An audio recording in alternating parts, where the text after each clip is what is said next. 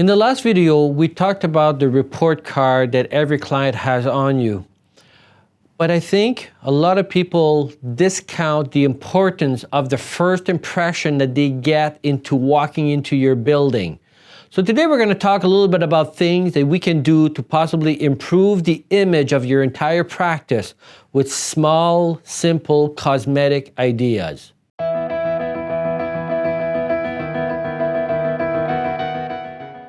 Something that people often fail to recognize is that, to some degree, what people are going to be willing to pay for your services will be guided by the sense they get for the entire office. So let's face it, if you're going into this really nice, big, high-class skyscraper that's really, really nice, right away you expect and say for the service that you're going to be getting and what you will have to pay for the services will go up. Contrarily, if they're going into a dingy office that smells, that's ugly, in their minds right away, they're expecting your fees to be less, the service to be less, and so on and so forth. So the look of your office probably has a bigger impact than you think on your bottom line. So what I suggest that you do is you give possibly a bit more importance to the look and the feel of your office as people walk in. And this is especially important for new clients. And when tax season rolls around and you got people just rolling in, then it's the time to double down on the look and feel of your office.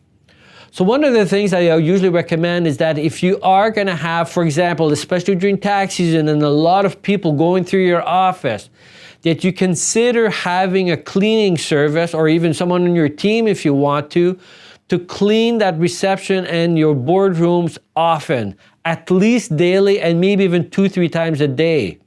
Now, if you're in Manitoba and your people are coming in with their snow boots, well, what's going to happen is they're going to be dragging in snow and all kinds of stuff with their boots, and it's going to make your reception area look dirty almost hourly. So then you got to step up the effort in keeping it clean.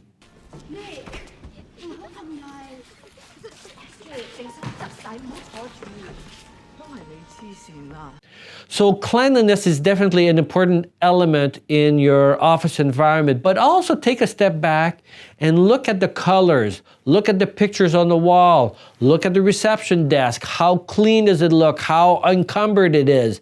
And does it have a nice feel? All of that.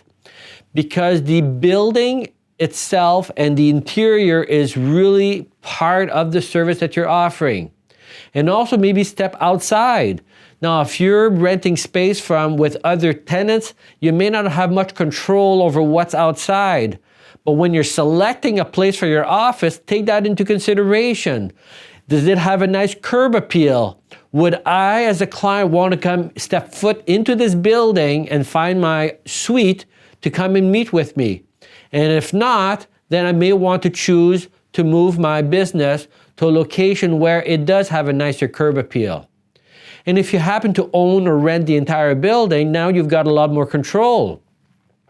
So do you have, I don't know, flowers or whatever at the front to give, again, the feeling of a nice curb appeal of your building from the outside?